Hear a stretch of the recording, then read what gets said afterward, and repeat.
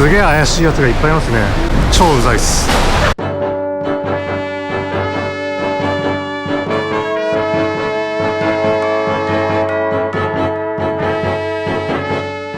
はい、ではダルエスサラーム発ヨハネスブルグ行きの南アフリカ航空に乗っていきます。でヨハネスブルグでケープタウンへの国内線に乗り継ぎになります。機内です。めちゃくちゃ暗いけど 3×3 のシート配置ですね。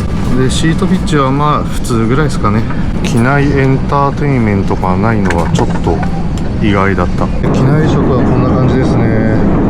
まあ早朝なんで朝食って感じです。帝国よりちょっと早くヨハネスブルグの空港に着きました。でここからまた国内線に乗り換えてケープタウンへ向かいます。だからヨハネスブルグ超寒いまあ当たり前なんだけどね、真冬だから。はい、ヨハネスブルグの空港の外に出てきました。本当というか国内線乗り継ぎなので入国審査とあと荷物を受け取って税関を抜けたら国内線乗り継ぎ用のリチェックカウンターっていうのがあって、でそこでもう一回この大きい荷物を預けるのが正式なルートになるんですけど、次の国内線までまだ3時間ぐらいあるからなのかどうかわかんないけど、南アフリカ航空のそのリチェックカウンターが空いてなくてずっと待ってたんですけど、空港職員みたいな人が来て、で話をしたら1回出て国内線ターミナルに行けって言われたんで、あそれでも行けるんだと思ったんで一旦外に出てきました。すげえ暇になっちゃった。タンザニアでも使ってた130何カ国で使えるエアーロの eSIM はもうバリバリ 5G がつながってますが、楽天モバイルがつながんないんですよね。なんでだろう。南アフリカでつながんないってさすがにやばくないですかね。 eSIM 買っといてよかったって感じですね。ヨハネスブルグ発ケープタウン行きの南アフリカ航空、15分ほど遅れて搭乗開始となりました。乗り込んでいきます。ヨハネスブルグ発ケープタウン行きの南アフリカ航空 3×3 のシート配置で、シートピッチはまあこれも普通ぐらいですかね。今回も機内エンターテインメントはないですね。機内食はこんな感じです。でサンドイッチビーフか野菜どちらか選べてビーフにしました。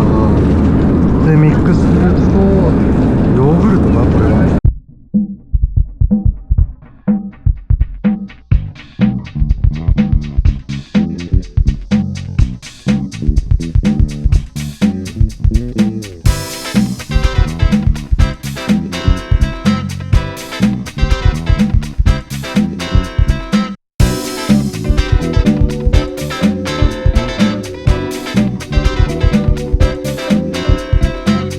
はい、ケープタウンの空港に着きました。45分ぐらい遅れて着きましたね。今までも同じようなこと何回か言ったと思うんですけど、全然急いでない時に限って早く着いて、早めに着いてほしいなっていう時に限って遅れるっていうね、まあそんなもんっすね。今回ケープタウンの空港に航空機到着しておき止めだったんですよ。でなので航空機降りてバスで今建物の中入ったんですけど、今土砂降りで航空機からバス乗るまでの間結構雨降られて超寒いっす。で今預け入れ荷物を待っているところです。来たらですね雨だし、もうウーバーでパパッとホテルまで行こうと思います。今預け入れ荷物出てきたんで今移動してるとこなんですけど、もうバッグびっちょびちょ。制限エリアの外に出てきたんですけど、ネット情報によると出て右曲がったパークエイド1、まあ、パークエイドってよくわかんないけど多分パーキングのこと。そのパーキング1のところでウーバーピックアップポイントってネット情報にあったんで、ちょっとそちらの方に行ってみようと思います。ケープタウン意外とうざいかもしれないですね。タクシー攻撃されて、まあ、それは今までの国にもあったからいいんだけど、ウーバー使うって言ったら私もウーバーだって言ってなんか知らんけどウーバーっていう札を下げてるんですよ。全く意味がわかんないじゃないのっていう感じですけど、パークエイド1に入ったらこの e ヘイリングピックアップエリアってあるんで、これですね、そちらに行こうと思います。あ、ここのようですね。さっきの動画のとこ曲がってすぐでした。ここで呼ぼうと思います。さっき話した自分もウーバーだみたいなこと言ってくるやつ、すげえぱいいるんですよ。中には俺は Uber のオーガナイザーだとか言ってくるやつもいて、でも周りの人見るとそんなわけないんですよね。もしなんかそいつに引っかかったらどういう被害があるのかちょっとわかんないし、被害ないかもしれないんだけど、すげえ怪しいやつがいっぱいいますね。超うざいっす。Uber で呼んだ車はすぐに来てくれました。では、予約しているホテルへ向かいます。ホテル着きました。 Uber チップ込みで200ランドでした。ホテルはですね AC ホテルケープタウンウォーターフロントっていうところで、またマリオット系のいいホテルです。これには理由があるんですよ。後で話します。じゃあチェックインします。はい、チェックインしました。広いな。大きくて清潔そうなベッドがありまして、でテレビですね。ソファーまであって机もあります。バルコニーはないんですけど、一応ウォーターフロントっていうことで海が見えますね。当然冷蔵庫もあります。この水が無料の水みたいですね。テレビの前にあるこちらはソファー代わりに何に使うの？セーフティーボックスがあって、クローゼットもありますね。で、水回り、トイレ、洗面所広いっすね。ハンドソープ、ボディミルクがあります。で、この辺にもあるアメニティ、シャワーキャップとシューミット、あとサニタリーバッグがありますね。ティッシュがあった。歯ブラシはないけどティッシュある。で、シャワーですね。シャンプー、コンディショナー、シャワージェルということで全て揃ってます。素晴らしい。Wi-Fi は早くないけど、って感じですかね。こちらの AC ホテルケープタウンウォーターフロント、こちらに4泊します。4泊朝食付きで81,396円です。やっぱりそこそこしますね。言い訳じゃないんですけど、なんでこんないいホテル泊まったかっていう理由を説明させてください。大した理由じゃないですけど、まずはYouTube 用の動画をちょっと集中的にこのケープタウンでは作る作業をしたいなと思ったので、Wi-Fi 環境がちゃんとしてるだろうところに泊まりたかったっていうのが一つ。で、二つ目は、ヨハネスブルグほどじゃないにせよ治安に心配がある場所なのでっていうのが二つ目の理由。で、あとはですね、今後行く国の E ビザを申請しているので、その E ビザの印刷をしたいので、それを受けてくれるであろうところに泊まりたかったので、その辺の理由になります。南アフリカの国の紹介をしてなかったので、今します。こちら南アフリカ共和国ですね。首都はヨハネスブルグ。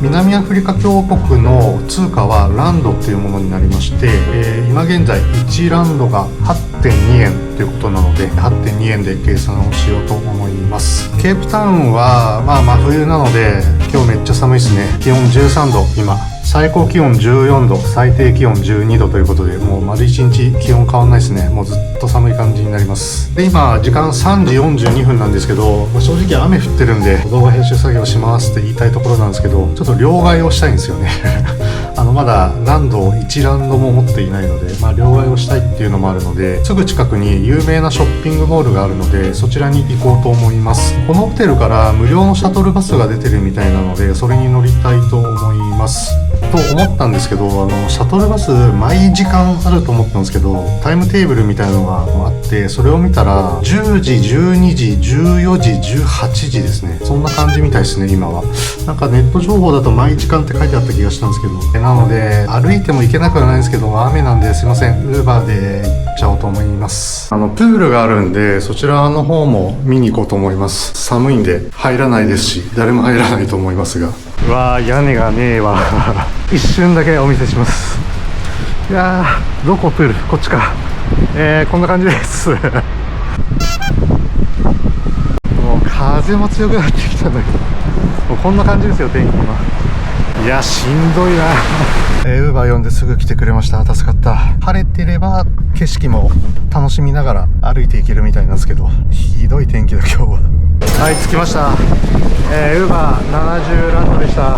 で、着いたのがですね、ビクトリアワーフショッピングセンターというショッピングモールになります。で、多分ケープタウンで一番有名じゃないかな。ショッピングモールからはですね、綺麗な海が見えたり、ああと反対側にはテーブルマウンテンが見えるっていう絶好の場所にあるショッピングモールです。晴れてれば。これですね、ビクトリアワーフと書いてあります。こちらから入っていきます。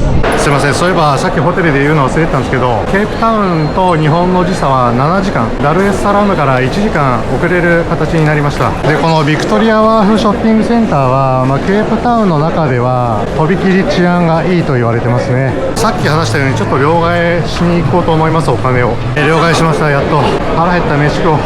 正直腹減ってどこでもいいので、今目の前にあったこのレストラン入ろうと思います。室内なので雨に濡れる心配もない。で、なんともおしゃれなメニューですね。すげえ見づらいけど、なんか頼みます。イングリッシュスタイルフィッシュ&カラマリ、これを頼もうと思います。フレッシュハケフィレ。飲み物は白ワインにしました。ソービニョンブランで、店員さんおすすめのこのコンスタンティアグレン、これにしました。今メニューの裏面を見たらジャパニーズ寿司メニューがすげえたくさんありましたね。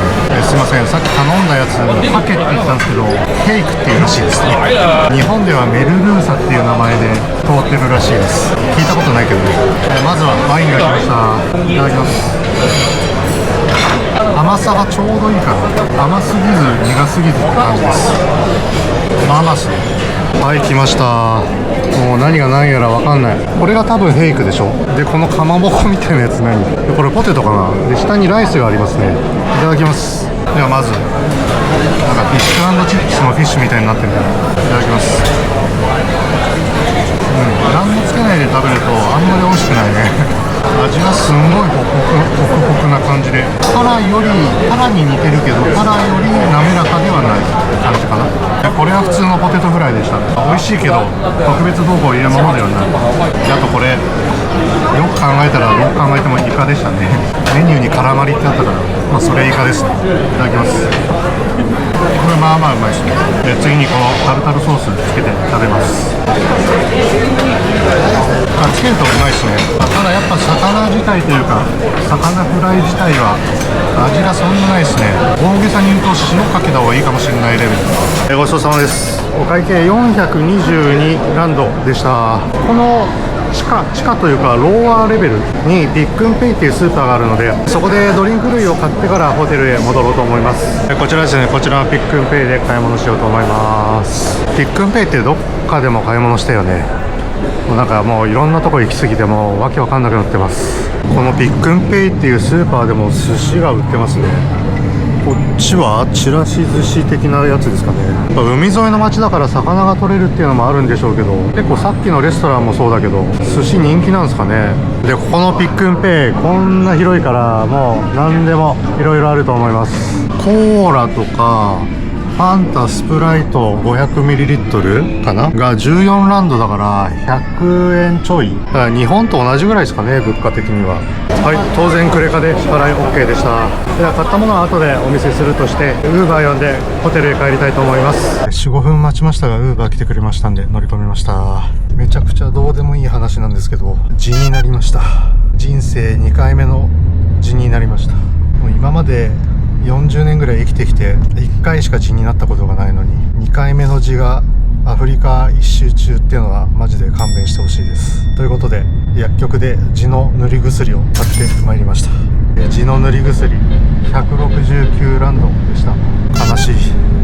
6時44分に AC ホテルに帰ってきました。では部屋に戻ってとりあえずシャワーを浴びて痔の薬を塗りまくろうと思います。スーパーではこれを買いました。合計で 121.95 ランドでした。部屋に戻ってシャワーを浴びて痔の薬を塗りたくってきました。今日はこのまま寝ようと思うんですけども、明日ですね、明日観光に出かけるんですけども、ツアーの予約をゲットユアガイドでしております。明日朝早いのでちょっと今のうちに参加するツアーの詳細をお話しします。ゲットユアガイドで予約したツアーの名前がテーブルマウンテンとケープオブグッドホープ1日ツアーっていうやつです。なのでその名の通りテーブルマウンテンに行って、であとケープオブグッドホープ、希望峰ですね、こちらあたり近辺のツアーになります。で、ツアーの料金が5867円めちゃくちゃ安いっすよね。まあ、ただですね、テーブルマウンテンのケーブルの乗車券とか、あと希望法とかの入園料は、まあ、別途かかるので、まあ、それは、当日支払いになります。で、明日7時35分にこのホテルに迎えに来るので、まあ、それに間に合うようにって感じですね。このホテルの朝食6時半からやってるみたいなので、朝食食べてからツアーに参加しようと思っております。天気どうなりますかね。今日みたいな暴風だったら正直ちょっと行きたくないんですけど。ということで、今日はおやすみなさい。おはようございます。 AC ホテルの朝食いただきます。こちらがコールドドリンク類で、こちらがコーヒーマシンですね。で、こちらパンがたくさんあります。で、こちらがホットミールコーナー。卵はスクランブルエッグだけ用意されてましたね。まあ、ソーセージ、ベーコン、マッシュルームやら、あとシリアル類で、こちらがフルーツとかハム、チーズあたりですね。ということでこんな感じでいただきます。店員さんに言われて気づいたんですけど、ブレックファーストでアラカルトメニューも頼めるみたいで、エッグイワスタイルがありましたね。すいません、さっきスクランブルエッグしかないって言っちゃったけど、何でもやってくれるみたいです。エッグベネディクトとかあるし、あと釈酒化もやってくれるみたい。すごいね。ちょっと今日は時間ないんでやめときますが、明日以降はアラカルトメニューも頼んでみようと思います。時間は7時半になりました。ホテルのフロントに行きます。で、7時35分ピックアップ、ツアーのピックアップだったんですけど、今 WhatsApp で電話があって、もう着いたから来いって言われて、はい、行きますって言って今向かってます。この車のようですね。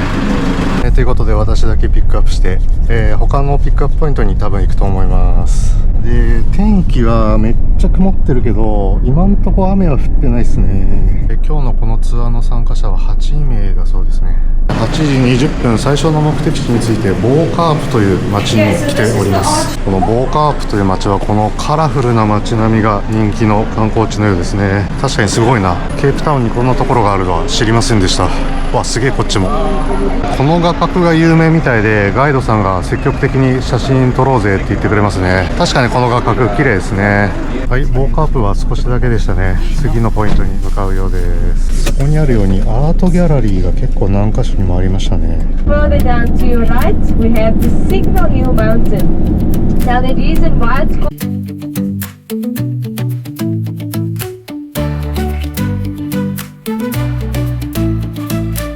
今海岸線沿いを走っています。天気が悪いのが残念だけど、うわ、波竹。晴れてれば気持ちいいんでしょうね、この辺。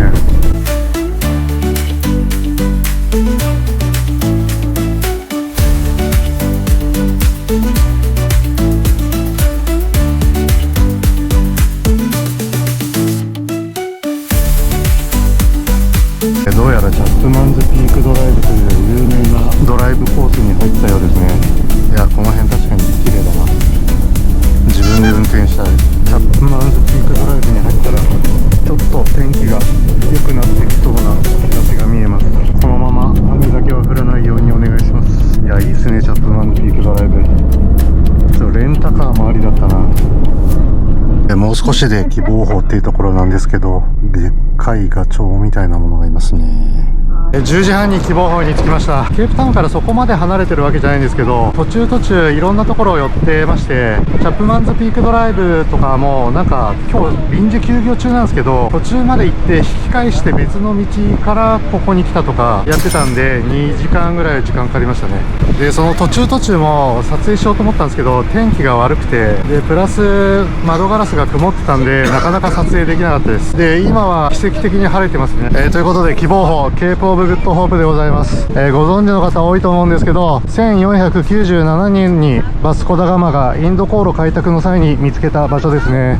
最初に希望峰を見つけたのはバスコダガマだと私思ってたんですけど、バルトロメウ・ディアスっていう人らしいですね。私も知りませんでした。今調べて知りました。で、このケープオブグッドホープのサインは有名な場所ですね。ちなみに私実はここに昔1回来たことがあります。で、このケープオブグッドホープサインの周り、まずこちらはもう海ですね。波たっけ。今日天気悪かったからかもしれないけど波が高いですね。で、こっちを見ると雄大な山々がそびえております。この辺はもう大自然って感じ。あそこ虹が出てるな、今気づいたけどすげえすげえ綺麗綺麗。てかあっちはじゃあめちゃくちゃ雨降ってんだろうな虹映ってるかな、映ってるといいんだけど。いやしかしマジで晴れてきた奇跡だよ、晴れたの。さっきまでずっと雨降ってたからね。ケープオブグッドホープです。希望峰、希望峰です。この海もね、こんなとこまでなかなか来れないから、あそこに人がいるんだけど、あそこまで行ってみようかと思います。おー、なかなかすごいとこまで来たよいや面白いな。いいよ。うわーすげえ。この先は南極ですからね、そこまで近くはないけどすげえ波が荒々しいっすね。ある程度の年齢の方にしか伝わらないかもしれませんが、東映って感じですね。映画館でよく見たやつ。再び車に乗り込んで、次はケープポイントに行くんだと思います。ケープポイントの駐車場までやってきました。ここからケープポイントの灯台、一番先端になるのかな、ケープポイントの。そこまでおそらくケーブルカー的なものがあるんですけど、有料なので歩いていこうと思います。同じツアーの方もみんな全員歩いてますね。あれかな、あの先にある灯台かな。ちょっとこのカメラだとちっちゃく映ってると思いますけど、おそらくあそこが終着地になると思います。道の横側から見える海もすごいですね。もう雄大な自然が広がっております。この画面の中央で白くなってるとこわかります？あれなんだ何が起きてあんなことになってんだろう。すげえ不思議。でこの灯台までの道は上りが15分で帰りの下りが10分ってガイドさんが言ってた気がします。今登ってる道の途中なんですけど、こんな場所を見つけました。であそこの下の方に見えるのが駐車場ね。でなかなかでかい虹もかかっててめちゃくちゃ綺麗です。すごくないですか？虹見えます？この絵で私いなかったら絵ですよね。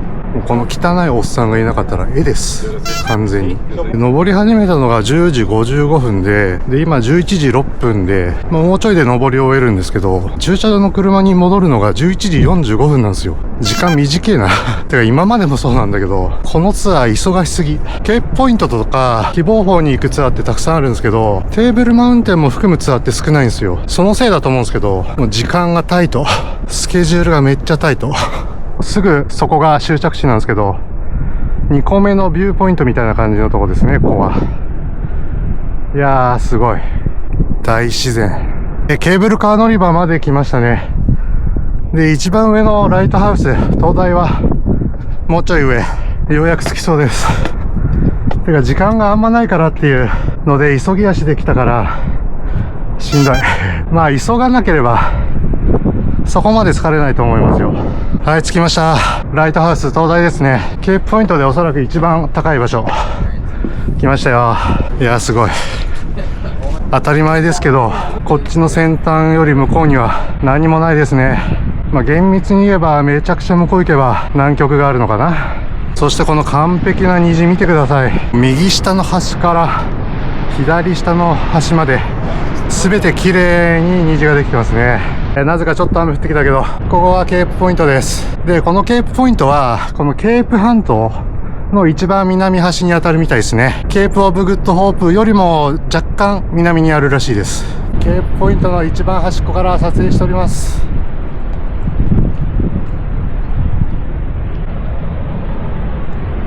いや、どうすか。ケープポイントです。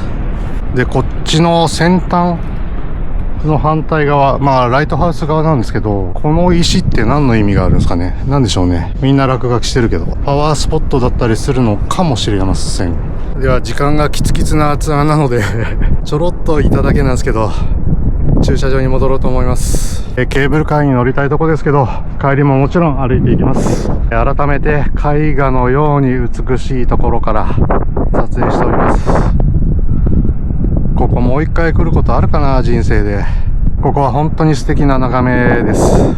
駐車場に戻ってきました。で改めましてここがケープポイントの上の方に行くケーブルカー乗り場ですね。であっちにレストランがあるみたいだな。でここがお土産物屋なんでここちょっと見ようと思います。もう南アフリカのケープタウンは今まで私が行ってきたアフリカの国々と別格に近代化されてるので、洗練されたお土産物屋さんが普通にいっぱいありますね。もう T シャツにせよ帽子にせよもう普通に欲しいんですけどお土産物屋とか駐車場のこっち側にトイレあったんで、トイレ行こうと思います。このツアーゲットユーガイドで料金に含まれるものの中にボトルウォーターってあったんですよ。なので飲み物を持ってこないで来たんですけど、今ガイドに聞いたらないって言われて喉カラッカラなんですけど、なんかだんだん腹立ってきたな。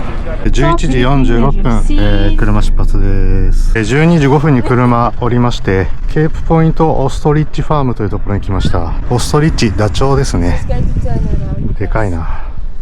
ダチョウファームは一瞬で終わって次の場所へ行きます。12時22分に車を降りました。で車乗ってる間すげえ雨降ってたんだけど、降りたらやみましたね。自分の晴れ男ぶりが改めてすげえなと思いました。レストランでランチだったんですけど有料なので、私はランチはいらないということで外に出てきました。でこれ見てください。もうさっきまですごい豪雨が降ってたんでなかなかの勢いで水が流れてますね。でレストランは抜け出してきたんですけど、さっきから言ってるようにもうめちゃくちゃ喉が渇いたんですよ。この辺で水かなんか買えるとこ探そうと思います。でちょっと歩いたところにセブンペンギンスというコンビニエンスストアがありましたんで、ここで飲み物買います。ちょっとちゃんとしたコンビニじゃん。なんかこの辺の雑誌みたいなのが売ってるのがもうスーパーというよりはコンビニって感じでいいっすね。うわちゃんとコンビニだよ、いいね。オレンジマンゴージュースと水を買いました。合わせて 33.8 ランドでした。レストランの方に戻ってきました。あちらに見えるのがシーフォースレストランっていうのか、あそこで私以外のみんながランチを食べてます。高そうだな。でそのすぐ脇にあるこちらがシーフォースビーチっていうみたいですね。逆光ですいません。でこのシーフォースビーチより向こう、レストランを越えた向こうがペンギンがいることで有名なボルダーズビーチになります。おそらくこの後ボルダーズビーチに行くんだと思います。でこのレストランの脇を行くと海の間近まで行けそうですね。ちょっと行ってみましょう。はい、レストランの脇を抜けてきたらこんな感じのでっかい岩がありますね。こんな感じですね。見晴らしはいいですね。やっぱでおそらく向こうがボルダーズビーチでペンギンがいるんだと思います。